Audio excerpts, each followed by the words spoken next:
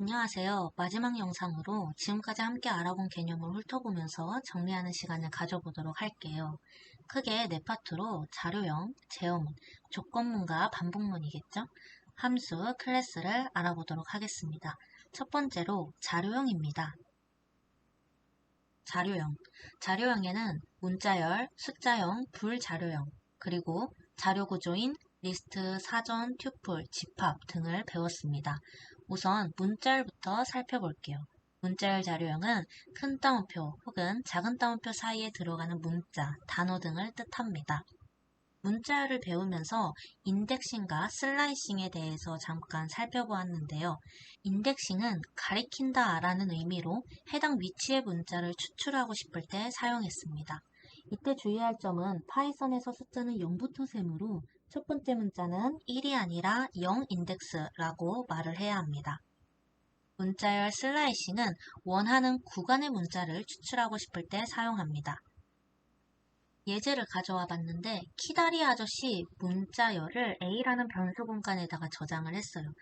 이때 인덱싱을 통해서 맨 앞자리인 키라는 글자만 가져오고 싶습니다. 인덱싱을 사용하는 방법은 변수명을 쓰고 대괄호 안에 인덱스 값을 넣어주면 되는데 우리가 파이썬은 항상 0부터 시작을 한다고 했으니 첫 글자에 있는 키라는 글자는 인덱스 1이 아니라 0입니다.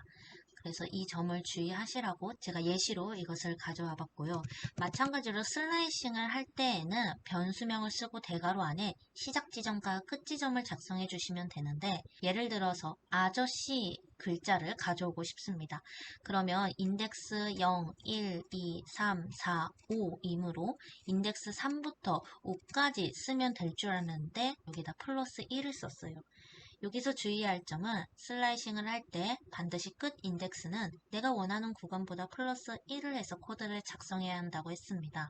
그래서 6을 써줘야지 프린트를 했을 때 원하는 아저씨라는 글자가 나옵니다.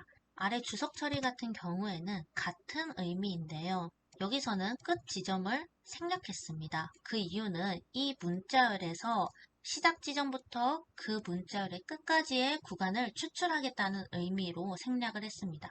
그럼 마찬가지로 맨 처음부터 어떤 지점까지 출력을 하고 싶을 때에는 이 시작 지점의 숫자를 생략하면 되겠죠. 네, 동일한 결과가 나옵니다. 숫자형. 숫자형에는 정수형, 실수형, 팔진수, 육진수 등이 있으며 가장 자주 나오는 정수형과 실수형을 봅시다. 정수형은 양의 정수, 0, 음의 정수가 있고 소수점이 없는 것이 정수입니다. 반대로 실수형은 소수점이 포함된 숫자라고 생각하시면 좋을 것 같아요. 이러한 것들로 덧셈, 뺄셈, 곱셈, 나눗셈 같은 사칙 연산은 물론 가능하지만 더 나아가서 파이썬에서 사용하는 산술 연산자를 확인해 보면 나눗셈과 관련된 연산자가 다양합니다. 단순히 나누기 기호만 쓸 경우에는 7 나누기 3을 한 결과값 자체가 나오지만 두 번 연속해서 쓸 때에는 그에 대한 몫만 나오고 나머지를 구하고 싶을 때에는 이 기호를 사용합니다. 아래에 있는 것은 3의 4승이라는 의미로 곱하기 연산자를 두 번 연속해서 사용하시면 됩니다. 결과를 보면 예상과 같이 확인할 수 있습니다. 불자료형. 불자료형의 풀네임은 불리언이라고 합니다. 논리자료형이라고도 하고 참과 거짓을 나타낼 때 사용해요. 이 자료형은 반복문 또는 조건문과 같은 제어문에서 자주 쓰이는데요. 이때 true와 false는 파이썬의 예악어이기 때문에 예악어는 대문자를 구별하므로 반드시 첫 글자에는 대문자를 써야 하는 것을 잊지 마시기 바랍니다. 예시를 보면 5가 4보다 크거나 같다는 성립하므로 true라는 결과가 나오겠죠. 그리고 다섯 번째 라인을 보니까 똑같은 숫자 0을 분명 쓴 것 같은데 이에 대한 결과를 보면 false가 나옵니다. 왼쪽에 있는 0은 따옴표로 둘러싸여 있기 때문에 문자로 인식을 하고 오른쪽에 있는 이 초록색 0은 숫자 0이겠죠. 그렇기 때문에 자료형 자체가 달라서 false라는 결과가 나옵니다. 그리고 제가 방금 true와 false 이 불자료형은 제어문에서 자주 사용된다고 했는데요. 정말 간단한 예시를 보면 if 뒤에 나오는 이 조건이 true라면 그 다음 문장이 수행이 되는 것입니다. 여기서 이 식은 false이고 이 식은 true이죠. 하지만 5월 연산자를 사용했기 때문에 둘 중 하나만 true이면 true 결과를 나타내므로 그 다음 문장이 수행이 된 겁니다. 9번째 라인을 보면 not 이라는 것은 not x, 뒤에 오는 x가 거짓이면 참이 되는 겁니다. 이 if문도 이 조건이 참이기 때문에 두 번째도 실행이 되는 것을 확인할 수 있습니다. 연산자 다른 종류도 살펴보자면 연산자는 많아요. 비교연산자, 산술연산자, 할당연산자 등등 다양하지만 비교연산자와 논리연산자에 대해서 한 번 더 살펴보자면 논리연산자는 and, or, not이 있는데 and는 둘 다 참이어야 참이고 or은 둘 중 하나만 참이면 참, not x는 그 뒤에 나온 x가 거짓이면 참이 되는 겁니다. 그리고 비교연산자는 이 표를 확인하시면 좋을 것 같은데요. x와 y가 같다, 또 x와 y가 같지 않을 때, x가 y보다 크거나 같을 때 등등 이 표를 확인하시면서 복습하면 좋을 것 같습니다. 추가로 리스트, 딕셔너리, 튜플, 집합 자료형을 살펴볼게요. 리스트는 순서가 있는 요소들의 집합으로 대괄호를 사용하며 그 안에 요소들을 컴마로 구분하여 저장합니다. 저희가 리스트와 관련된 함수를 정말 많이 살펴보았는데 그 중에서도 리스트에 어떠한 요소를 추가하고 싶을 때 사용하는 함수인 append와 extend 함수를 살펴볼게요. 이 두 함수는 요소를 추가할 때 사용하는 함수가 맞지만 차이점이 있습니다. 우선 0부터 8까지 총 5개의 요소를 가진 리스트를 하나 생성했고 a라는 변수에다가는 숫자 12와 14 두 개의 요소를 가진 리스트를 저장할 겁니다. 자, 이 상태에서 테스트.append를 먼저 해볼게요. 자, 그렇게 되면 두 개의 요소를 가진 리스트, 즉 a라는 변수값 자체가 그대로 넣어진다면 extend를 사용할 경우에는 이전에 결과와 다르게 12와 14 숫자 각각이 들어가 있어요. extend 괄호 안에 넣어주는 이 interval 자료형의 항목 각각을 하나씩 추가한다는 그러한 차이점이 있습니다. 자, 그러면 저희는 제어문에서도 이 리스트를 활용해서 예시를 들 거기 딕셔너리 자료형으로 넘어가도록 할게요.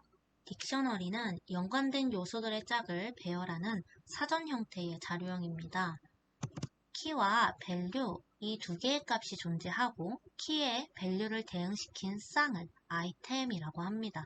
딕셔너리는 순서가 없고 같은 키를 중복하여 사용할 수 없다는 점을 기억해 두시면 됩니다. 저희가 살펴볼 것은 get 함수를 사용할 때와 그렇지 않을 때 키값에 대항하는 밸류 값을 가져올 건데 어떠한 차이점이 있는지 확인해 볼게요. 지금 레몬이라는 키값에 대응하는 밸류인 옐로우를 가져오고 싶어요. 그래서 7번째, 8번째 라인에 코딩을 작성해서 실행을 눌러봤더니 그에 대응하는 밸류 값인 옐로우가 잘 출력됩니다. 이렇게 봤을 때에는 차이점이 없어 보이는데 만약 테스트 1 딕셔너리에 존재하지 않는 키값을 불러올 때에는 어떤 상황이 펼쳐지는지 확인해 볼게요. 먼저 get 함수를 사용할 때에는 실행을 해봤더니 none이라고만 뜹니다. 하지만 11번째 줄을 실행해보면 이전의 결과와 다르게 그냥 에러가 떠버립니다. 이처럼 두 가지 방법 모두 키값에 대응하는 밸류 값을 가져올 때 사용하는 방법이긴 하나 없는 키를 가져오려고 시도할 때에는 에러가 발생하지 않는 get 함수를 사용하는 것이 조금 더 좋을 것 같네요. 튜플 자료형입니다. 튜플은 순서와 개수가 고정되어 있는 자료형인데요. 소괄호로 감싸고 있고 리스트 자료형과 달리 생성, 삭제, 수정이 불가능하다는 점을 제외하고는 리스트와 유사한 자료형입니다. 따라서 수시로 값을 변화시켜야 할 경우라면 튜플이 아니라 리스트를 사용해야 합니다. 마지막으로 집합 자료형입니다. 집합 자료형은 요소의 중복을 허용하지 않고 순서가 존재하지 않습니다. 따라서 인덱싱이 되지 않습니다. 저희가 중학교 수학 수업 시간에 배운 집합 단원을 떠올려보면 벤 다이어그램이 생각나시죠? 수학 시간에 배우는 집합과 동일한 역할이므로 수학적 연산을 할 때 유용하게 쓰이는 자료형입니다. 합집합, 교집합, 차집합에 대한 연산자와 함수가 존재합니다. 이 표를 확인해 주시면 됩니다. 제어문입니다. 제어문에서도 반복문, 같은 일을 반복할 때 사용하는 for문과 while문을 먼저 살펴봅시다. 우선 for문의 예시를 보면 1, 3, 5, 7 4개의 요소를 가진 넘스 리스트에서 반복을 할 건데 for i in 리스트명을 쓸 수도 있고 for i in range len 리스트명을 사용해서 반복할 수도 있습니다. 두 가지 모두 가능은 한데요. 실행을 해보니까 각각의 요소 1, 3, 5, 7이 출력되게끔 이 코드를 작성해 준 건데 8번째, 9번째 라인에 대한 코드 결과를 보니 0, 1, 2, 3이 나왔어요. 이게 어떤 일이냐면 for i in 리스트명을 쓸 때에는 그 i 자체가 리스트 각각의 요소를 의미하기 때문에 저희가 원하는 결과가 나올 수 있는데 in range len 리스트명을 쓰게 되면 자 len이라는 거는 요소 개수 반환 함수잖아요. 그렇기 때문에 nums의 요소 개수는 4이므로 결국 이 range 괄호 안에는 숫자 4가 들어갑니다.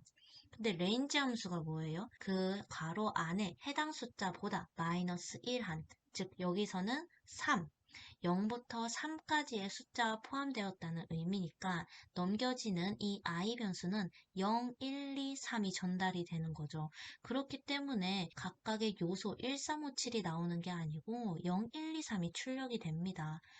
그러면 분명히 레인지렌을 사용함으로써 for문을 사용한 적이 많은데 그럼 각각의 요소를 나타낼 때에는 어떻게 코드를 수정하면 되는지 여기에다가 nums i라고 바꿔주셔야 합니다.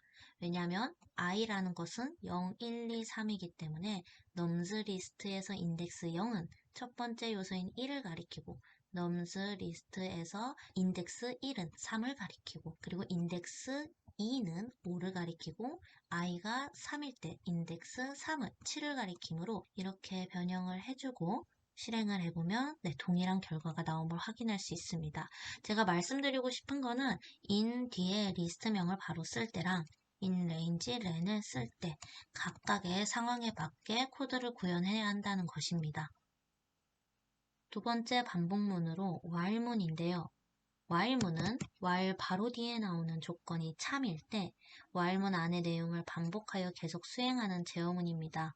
예시를 보면 숫자 5가 count라는 변수에 들어가서 이 count가 0보다 크면 계속 반복을 하고 그렇지 않게 되면 이제 빠져나온다는 의미입니다.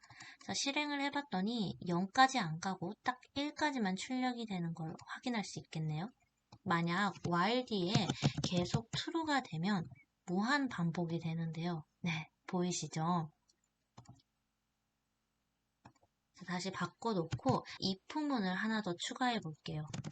count가 2일 때 count를 출력하면서 2개만 남았다는 메시지를 띄우고 브레이크를 걸어 볼게요. 어떤 결과가 나오냐면 5, 4, 3, 2, 1까지 안 가고 2까지만 뜨면서 2개만 남았습니다. 출력이 돼요. 브레이크 문을 만나게 되면 그 while 문을 빠져나오게 되는 역할을 하기 때문에 while 문을 사용할 때 이 브레이크도 많이 쓰인다는 것을 확인하면 될 것 같습니다. 이제는 반복문이 아니라 조건문, if문을 보겠습니다. 조건의 참과 거짓을 판단하는 제어문으로 구조는 다음과 같습니다. if, elif, else가 있는데요. if의 이 조건이 만약에 참이 되면 그 다음 문장이 수행이 되지만 만약에 참이 아니고 false라면 그 다음에 있는 elif 구문으로 넘어가게 됩니다. 이것 역시도 false가 되면 마지막에 있는 else 구문으로 가서 print, 집으로 돌아가라는 문구가 뜨는 건데요. 자, 지금 now라는 변수에는 money를 집어넣었기 때문에 if 구문에서 참이 됩니다. 따라서 현금으로 결제하라는 문구가 뜨는데요. elif는 else if를 줄인 뜻이며 제한 없이 많이 사용해도 됩니다. elif는 이전 조건문이 false일 때 수행이 되며 if 구문이 먼저 선행된 후에 위치합니다. 그리고 if 구문도 elif 구문도 false라면 그때 이제 else 구문으로 가게 되는 거죠. 자, 그러면 세 번째 파트인 함수로 넘어가 볼게요. 함수를 만들어 두면 그것을 재사용할 수 있기 때문에 효율적인 코드를 구현할 수 있습니다. 그럼 저희가 함수를 선언하는 방법과 호출하는 방법에 대해서 살펴보도록 할게요. 매개 변수 개수에 따라서 세 가지 경우로 나누어 보았습니다. 매개 변수가 없을 때, 매개 변수가 한 개일 때, 그리고 매개 변수가 두 개 이상일 때로요. 우선 함수를 정의할 때에는 def 키워드를 쓰고 introduce 함수명을 작성해 주시면 되는데요. 첫 번째 경우는 매개 변수가 0개일 때이므로 괄호 안에다 매개 변수는 아무것도 작성하지 않았습니다. 그리고 함수를 호출할 때에는 함수명인 introduce만 작성해 주시면 바로 그 함수 내에 존재하는 프린트 문이 실행되는 것을 확인할 수 있습니다. 그리고 매개 변수가 한 개일 때에는 함수를 정의할 때 이 괄호 안에 매개 변수가 넣어지는데요. 이때 함수를 호출하면 매개 변수의 개수에 따라서 이 매개 변수에 전달하는 값인 인수도 한 개를 작성해 주셔야지 오류 없이 실행이 됩니다. 만약 첫 번째 경우와 마찬가지로 여기에다가 인수를 넣지 않게 된다면 이처럼 에러가 뜨는 것을 확인할 수 있습니다. 세 번째 경우는 매개 변수가 두 개일 때입니다. 매개 변수가 두 개이니 인수도 두 개를 넣어야 하는데요. 왜냐하면 인수라는 것은 함수를 호출할 때 전달하는 값으로 13은 n1으로 전달이 되는 거고 152 숫자는 n2로 전달이 되어서 이 n1과 n2를 더한 결과가 result라는 변수에 저장이 되는 겁니다. return이라는 반환문을 사용해서 그 리저트의 결과를 반환해 줄 거다라는 함수입니다. 그래서 7번째 라인과 12번째 라인과 달리 프린트 문을 추가해 준 이유는 단순히 이 함수를 호출함으로써 리저트라는 결과값이 출력이 되는 게 아니고 반환만 해주었기 때문에 저희가 프린트 문을 직접 추가를 해서 그 반환된 결과를 출력하겠다고 코드를 작성하셔야지 더한 결과인 165가 나오는 것을 확인할 수 있습니다. 그리고 매개 변수와 인수에 대한 개념을 다시 한번 살펴보자면 파라미터, 매개 변수와 아규먼트, 인수, 제가 이 두 용어를 지난 강의 때 혼동하여 사용한 것 같은데 자 정리를 하면 매개 변수는 인자라고도 하며 정의된 함수의 입력으로 전달된 값입니다. 이 예시를 보면 W가 매개 변수가 되겠네요. 여기서는 N1과 N2가 매개 변수가 됩니다. 인수는 다른 말로 전달 인자라고도 하고 함수로 호출할 때 전달하는 값으로 호출 시에 괄호 안에 넣어지는 이 써니가 인수 혹은 전달인자라고 하고 여기서는 add 괄호 안에 있는 13과 152라는 숫자가 이 매개 변수에 전달을 하는 값이기 때문에 인수라고 부릅니다. 그래서 매개 변수를 다른 말로 파라미터라고도 하고 인수를 아규먼트라고도 사용하니 이 전체 용어를 다시 한번 살펴보시면 좋을 것 같습니다. 지금까지 살펴본 함수를 사용하는 가장 큰 이유는 만약 함수가 없었다면 프로그램을 만들 때 기본적인 동작을 하는 코드를 매번 일일이 작성해야 합니다. 이처럼 함수를 사용함으로써 중복적인 코드의 작성을 최소화하고 코드의 재사용을 높여줄 수 있습니다. 한 번만 이 함수를 제대로 작성해 둔다면 이후에 프로그램 내에서 해당 작업을 수행해야 할 때 미리 작성해 놓은 함수를 호출만 하면 되기 때문에 함수를 배우는 겁니다. 클래스. 앞서 살펴본 함수는 어떤 특정 작업을 수행하기 위해 독립적인 코드의 단위라면 함수를 포함한 그 프로그램 코드의 일부를 재사용하기 위해서는 해당 함수뿐만 아니라 함수와 관련된 변수까지도 한꺼번에 관리하는 것이 훨씬 편할 것입니다. 따라서 함수뿐만 아니라 변수를 포함하여 한 묶음으로 관리할 수 있게 해주는 것이 클래스입니다. 저희가 객체 지향 프로그래밍의 특징을 알아보았는데 그중 캡슐화가 있었습니다. 캡슐화는 외부의 잘못된 사용으로 인해 객체가 손상되지 않도록 필드와 메소드를 캡슐화하여 외부로부터 보호하는 것을 의미하는데요. 이러한 특징을 잘 생각하시면서 클래스를 살펴봅시다. 우선 클래스의 구조는 변수, 속성과 함수, 메소드가 있습니다. 클래스를 정의할 때에는 클래스 키워드를 작성한 후 클래스명을 써주시면 되는데요. 함수에서도 def 키워드를 쓰고 함수명을 작성한 것과 같이 유사합니다. 클래스 내에 있는 멤버 변수 속성은 여기서 count가 되고 define 함수를 정의를 했는데 생성자 메소드를 정의했습니다. 생성자 메소드는 객체를 생성할 때 자동으로 호출되는 함수입니다. 그럼 객체는 무엇일까요? 객체는 클래스의 구조를 갖는 실체로서 인스턴스라고도 하는데요. 객체와 인스턴스라는 용어를 혼용하여 사용하는 이유는 인스턴스는 객체를 프로그램으로 구현한 개념이기 때문입니다. 그래서 정리하자면 인스턴스는 클래스 기반에 만들어진 객체라고 생각하시면 됩니다. 여기서는 게스트 1과 게스트 2 이름을 가진 두 개의 인스턴스를 만들었습니다. 이렇게 만들면 자동으로 init이라는 이 생성자 메소드가 호출이 되기 때문에 일반적인 메소드와는 달리 함수명을 직접 써서 호출하지 않아도 됩니다.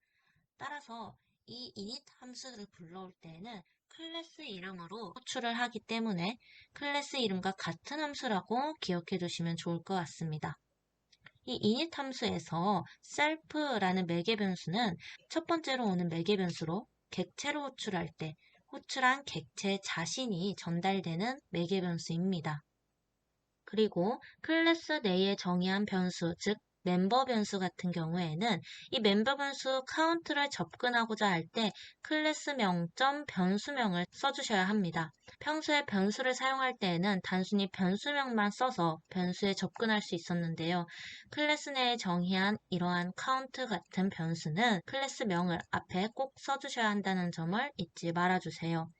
이 상태에서 실행을 해보면 저는 인스턴스를 2개 생성했기 때문에 이 count라는 변수 속에 저장된 숫자가 하나씩 점차 늘어나면서 첫 번째 하연, 두 번째 선하라는 실행 결과를 확인할 수 있습니다. 추가로 상속을 알아보겠습니다.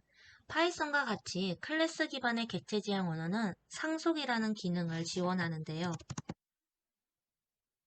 이 코드를 보시면 부모 클래스는 이 클래스에 선언된 변수와 함수로 물려주는 클래스고 밑에 있는 애니멀 클래스, 즉 자식 클래스는 물려받고자 하는 클래스를 의미합니다. 상속이라는 것은 이러한 부모 클래스에 이미 구현된 변수나 함수를 자식 클래스에서 그대로 물려받아 사용할 수 있다는 의미입니다. 아래 39번째 라인을 보시면 animal1 이름을 가진 인스턴스를 하나 생성했습니다. 자, animal1.introduce라는 것은 이 animal 클래스 내에서 introduce 함수로 호출하겠다는 의미인데요. 이 introduce 함수를 보니 super.introduce가 있습니다. 이 말인즉슨 위에 있는 상위 클래스 내에 존재하는 introduce 함수 내용을 가져오고 그 다음에 동물 성별도 출력을 하겠다는 것입니다. 자, 실행을 해봤더니 제가 인스턴스를 생성할 때 인수를 넣지 않았네요. 다시 수정을 하고 실행을 해보면 자, 나오죠. 이름과 동물 성별이 나옵니다.